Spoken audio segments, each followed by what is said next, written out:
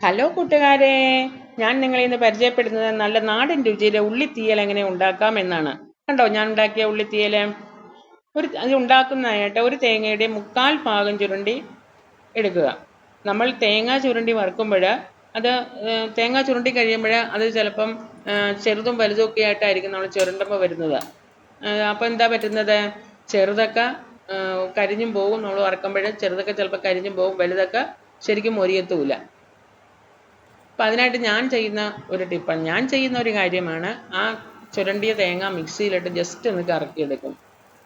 അതിനുശേഷം ഞാൻ non stick pan അടുപ്പിൽ വെച്ച് ആ പാൻ നന്നായിട്ട് ചൂടായി കഴിയുമ്പോൾ ഈ മിക്സിയിൽ കറക്കിയ തേങ്ങ അരിഞ്ഞു പോകരുത് കേട്ടോ, ജസ്റ്റ് ഒന്ന് കറങ്ങിയാൽ മതി. ജസ്റ്റ് ഒന്ന് കറക്കിയാൽ മതി. എന്നിട്ട് ആ തേങ്ങ നമുക്ക് വറുത്തെടുക്കാം. നമ്മൾക്ക് ഇളക്കിക്കൊണ്ടിരിക്കാം. തീ കൂട്ടി വെക്കുകയാണെങ്കിൽ ഇളക്കിക്കൊണ്ടേയിരിക്കണം. തീ കുറയ്ക്കുവാണെങ്കിൽ നമുക്ക് ജസ്റ്റ് ഒന്ന് കൈയൊക്കെ ഒന്ന് മാറ്റാം. എന്നിട്ട് അതിനകത്തേക്ക് 2 ഇതിൽ കറിവേപ്പില ഇടുക. കറിവേപ്പില നല്ല ടേസ്റ്റാണ്, എത്രയോ കൂടുതലിടുന്നത് നല്ലതാണ്. 2 ഇതിൽ കറിവേപ്പിലയാണ് ഞാൻ ഇട്ടിരിക്കുന്നത്. പിന്നെ ഒരു ചെറിയ കഷ്ണം ഇഞ്ചി ചെറുതായിട്ട് അരിഞ്ഞതും 2 കഷ്ണം വെളുത്തുള്ളി ചെറുതായിട്ട് അരിഞ്ഞതും കൂടി ഇട്ട് നന്നായിട്ട് ഇളക്കി വറുത്തെടുക്കുക. തേങ്ങ നമ്മൾ മിക്സിയിലിട്ട് കറക്കിയത് കാരണം എല്ലാം ഒരേ ലെവലിൽ അത് മുരിഞ്ഞു വരും, ഒരേ ലെവലിൽ നമുക്ക് കിട്ടും. പിന്നെ ഞാൻ ചെയ്യുന്നത് ഒരു പിടി തേങ്ങ, ഒരു പിടി ഉള്ളി, നമ്മൾ ഉള്ളി നന്നാക്കി വെച്ചേക്കുന്നതിനകത്തു നിന്നും ഒരു പിടി ഉള്ളി എടുത്ത് ഇതിനകത്തേക്ക് ഇട്ട് ആ വറുക്കുന്ന തേങ്ങയിലേക്ക് ഇടും. അത് എന്താണെന്ന് വെച്ചാൽ, നമ്മൾ ഇത് മൊരിഞ്ഞു കഴിഞ്ഞ് നമ്മൾ അരയ്ക്കുമ്പോൾ നല്ല സ്മൂത്തായിട്ട് അരിഞ്ഞു കിട്ടാൻ വേണ്ടിയിട്ടാണ്. കണ്ടോ? പിന്നെ അതോടൊപ്പം തന്നെ ഞാൻ ഇച്ചിരി വെളിച്ചെണ്ണയും കൂടി ഒഴിക്കും. അത് നമ്മൾ അരയ്ക്കുമ്പോൾ നല്ല ഉള്ളി ഇടുമ്പോൾ തന്നെ വെളിച്ചെണ്ണയും കൂടി കുറച്ച് ഒഴിച്ചാൽ നല്ല സ്മൂത്തായിട്ട് നമുക്ക് അരിഞ്ഞു കിട്ടും. എന്താണെന്ന് വെച്ചാൽ ചില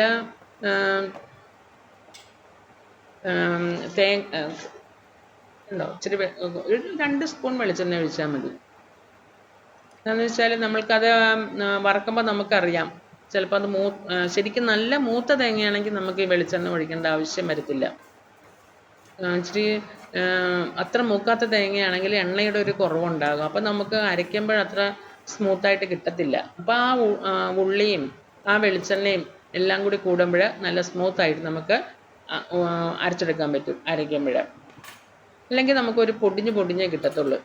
ഇത് ഞാൻ ഈ മസാലകൾ വയ്ക്കുന്ന ഒരു ബോക്സാണ്. ഇതിനകത്തുനിന്ന് ഒരു ടീസ്പൂൺ മല്ലിപ്പൊടി, അതുപോലെ 2 ടീസ്പൂൺ മുളക് പൊടി. സാധാരണ മുളക് പൊടിയാണ്. മറ്റേ കാശ്മീരി മുളക് പൊടി ഇടുകയാണെങ്കിൽ ഒന്നും കൂടി നല്ല കളറുണ്ടാകും. പക്ഷേ എൻ്റെ കയ്യിൽ അതില്ല, അതുകൊണ്ട് ഞാൻ പിരിയൻ മുളക് പൊടിയാണ്. പിരിയൻ മുളക് പൊടി 2 സ്പൂണാണ്. അതുപോലെ ഒരു 1/4 ടീസ്പൂൺ മഞ്ഞൾപ്പൊടി കൂടിയിട്ട് നന്നായിട്ട് വറുക്കുക. ഞാൻ മല്ലിയും മുളകൊക്കെ കഴുകി വൃത്തിയാക്കി പൊടിച്ചെടുപ്പിക്കുകയാണ് ചെയ്യുന്നത്. അപ്പം അതും കൂടി ഇട്ട് നന്നായിട്ട് ഇളക്കുക. ഇത് ആ പൊടികളുടെയൊക്കെ പച്ചമണം പോകോളം ഒന്ന് ഇളക്കി യോജിപ്പിക്കുക. ഇപ്പം നിങ്ങൾ കണ്ടില്ലേ, ഏകദേശം ഒരേപോലെയല്ലേ ആ തേങ്ങ വറുത്ത് കഴിഞ്ഞപ്പം ഒരേ സൈസിലല്ലേ ഇരിക്കുന്നത്. അതെനിക്ക് തോന്നുന്നു, എനിക്ക് ആ മിക്സിയിൽ നമ്മൾ കറക്കുന്നതുകൊണ്ടാണ് അതങ്ങനെ വരുന്നത്. നിങ്ങളെങ്ങനെയാണ് ചെയ്യുന്നതെന്ന് എനിക്ക് അറിയത്തില്ല. ഞാൻ ചെയ്യുന്നത് ഇങ്ങനെയാണ്. ഇത് തുടക്കക്കാർക്കൊക്കെ, ഈ ആദ്യമായിട്ട് ഉണ്ടാക്കുന്നവർക്കൊക്കെ വളരെ ഉപകാരപ്പെടും ഈ ടിപ്സ്, ചെറിയ ടിപ്സൊക്കെ. അത് നന്നായിട്ട് ഇളക്കി അതിൻ്റെ പച്ചമണം മാറുവോളം ഇളക്കി കഴിഞ്ഞ് നമുക്കത് മാറ്റി വയ്ക്കാം. അത് തണുത്ത് കഴിഞ്ഞ് നമുക്ക് അരച്ചാൽ മതി. ഞാൻ ചട്ടിയിലാണ് തീയലുണ്ടാക്കാൻ പോകുന്നത്. എപ്പോഴും ചട്ടിയായിരിക്കും നല്ലത്. ചട്ടിയിലെ വെള്ളമൊക്കെ ഊറ്റിക്കളഞ്ഞ് ഒരു ചട്ടി അടുപ്പത്ത് വെച്ച് ഞാനകത്തേക്ക് നമുക്ക് ഒരു 2 സ്പൂൺ വെളിച്ചെണ്ണ 2 സ്പൂൺ വെളിച്ചെണ്ണ എപ്പോഴും ചില്ല് കുപ്പിയിൽ വെക്കുകയായിരിക്കും നല്ലത്. പ്ലാസ്റ്റിക് കുപ്പിയിൽ വെക്കുന്നതിനെക്കാട്ടി നല്ലത് ചില്ല് കുപ്പിയിലായിരിക്കും എപ്പോഴും വെളിച്ചെണ്ണ വയ്ക്കുക. അതൊരു ടിപ്പാണ്. അതുപോലെ പഞ്ചസാര നമ്മളെപ്പോഴും ചില്ല് കുപ്പിക്കകത്ത് വേണം വയ്ക്കാൻ. അത് പ്ലാസ്റ്റിക് പാത്രത്തിൽ വയ്ക്കുന്നത് അത്ര നല്ലതല്ല. അതിനകത്തേക്ക് ഞാൻ 1 സ്പൂണ് കടുകിട്ടു. പിന്നെ അതോടൊപ്പം തന്നെ 2 പച്ചമുളക്, 2 വറ്റൽ മുളക് ചെറുതായിട്ട് നുറുക്കി ഇട്ടു. എന്നിട്ട് അതിൻ്റെ പച്ചമണം മാറുവോളം ഒന്ന് ഇളക്കി. അത് കഴിഞ്ഞിട്ട് അതിനകത്തേക്ക് 2 ഇതള് വേപ്പില അതും കൂടി ഇട്ട് നന്നായിട്ട് ഒന്ന് വഴറ്റിയെടുത്ത്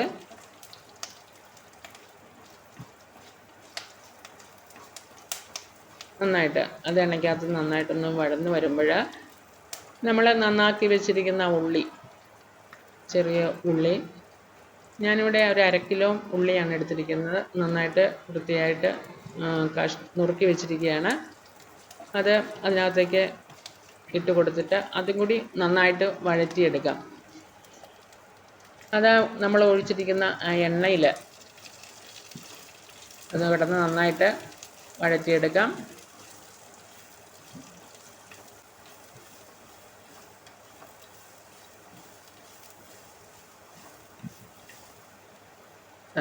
വെള്ളം ഒഴിക്കരുത്. വെള്ളം ഒഴിക്കാതെ ആ എണ്ണയിൽ കിടന്ന് തന്നെ അത് നന്നായിട്ട് വഴറ്റിയെടുക്കണം. എണ്ണയിൽ കിടന്ന് ആ ഉള്ളി നന്നായിട്ട് നമുക്ക് വഴറ്റിയെടുക്കാം. ഒത്തിരി എണ്ണയൊന്നും ഒഴിക്കണ്ട, 2 സ്പൂൺ എണ്ണ മതി. പിന്നെ ഈ ഉള്ളിയിൽ തന്നെ ഒരു ചെറിയ വെള്ളമൊക്കെ ഉണ്ടല്ലോ, അപ്പോൾ അത് ചൂട്ടിലൊന്നും പിടിക്കത്തില്ല. എന്നിട്ട് അത് ജസ്റ്റ് കുറച്ച് നേരം ഞാൻ മൂടി വെച്ചു. ഇപ്പോൾ ദേ ഞാൻ തുറന്ന് നോക്കി, ഉള്ളി നന്നായിട്ട് വെന്തിട്ടുണ്ട്. ഉണ്ടോ? ഉള്ളി നന്നായിട്ട് വെന്തിട്ടുണ്ട്. ഉള്ളിക്ക് ഒത്തിരി വേവൊന്നും ഇല്ലല്ലോ. ഇത് ഒരു നെല്ലിക്ക മുഴുപ്പിലുള്ള വാളംപുളി പിഴിഞ്ഞ് എടുത്തതാണ്. അതിനകത്തേക്ക് 1 സ്പൂൺ ഉപ്പും കൂടി ഇട്ട് വെച്ചിരുന്നതാണ്. അത് ആ ഉള്ളിയിലേക്ക് ഒഴിച്ചു. പുളി ഇച്ചിരി ഒരു സ്വല്പം മുന്നിൽ നിൽക്കണം. തീയലിനൊക്കെ അങ്ങനെയാണല്ലോ, ഒത്തിരി പുളി വേണ്ട, എന്നാലും ചെറിയ ഒരു പുളിരസം മുന്നിൽ നിൽക്കണം, എന്നാലാണ് അതിൻ്റെ ടേസ്റ്റ്. വാളംപുളിയാണ്, ഒരു നെല്ലിക്ക മുഴുപ്പിലുള്ള വാളംപുളി പിഴിഞ്ഞ് ഉപ്പും കൂടി ചേർത്ത് ഒഴിച്ചു. പിന്നെയും മൂടി വെച്ച് കുറച്ച് നേരത്ത് ഒരു 2-3 മിനിറ്റ് നേരം മൂടി വെച്ച് ആ ഉപ്പും പുളിയും ഒക്കെ ആ ഉള്ളിക്കകത്ത് പിടിക്കാൻ വേണ്ടിയിട്ട്. അതിനുശേഷം ഞാൻ തുറന്നു. ഇപ്പം ഉള്ളിയിൽ ആ ഉപ്പും പുളിയൊക്കെ പിടിച്ച് വെന്തിട്ടുണ്ട്.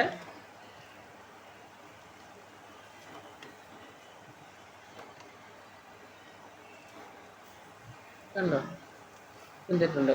ഇനി നമുക്ക് നമ്മൾ അരച്ച് വെച്ചിരിക്കുന്ന അരപ്പ് നമുക്ക് ഇതിനകത്തേക്ക് ചേർക്കാം. കണ്ടോ? അരച്ച് വെച്ചിരിക്കുന്നത് കണ്ടോ? നമ്മൾ വെള്ളം ചേർക്കാതെ അരച്ചത് കൊണ്ടാണ് നല്ലൊരു കളർ വന്നേക്കുന്നത്. നമ്മൾ വെള്ളം ചേർക്കാതെ അരച്ച് വെച്ചേക്കുന്നതുകൊണ്ടാണ്.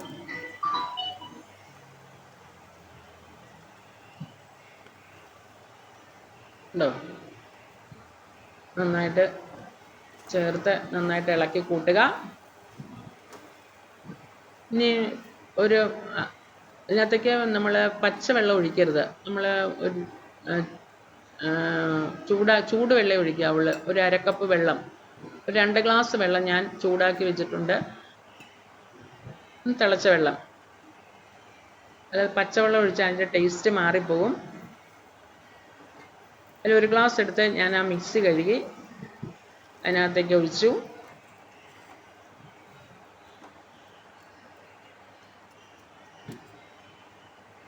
ബാക്കിയുള്ള ആ 1 ഗ്ലാസും കൂടി ഒഴിച്ച്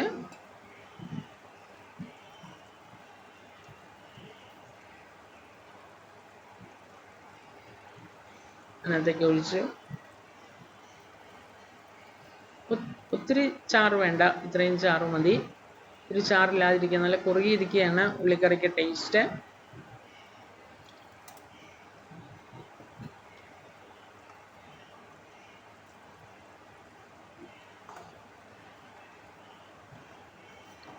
ഇങ്ങനെ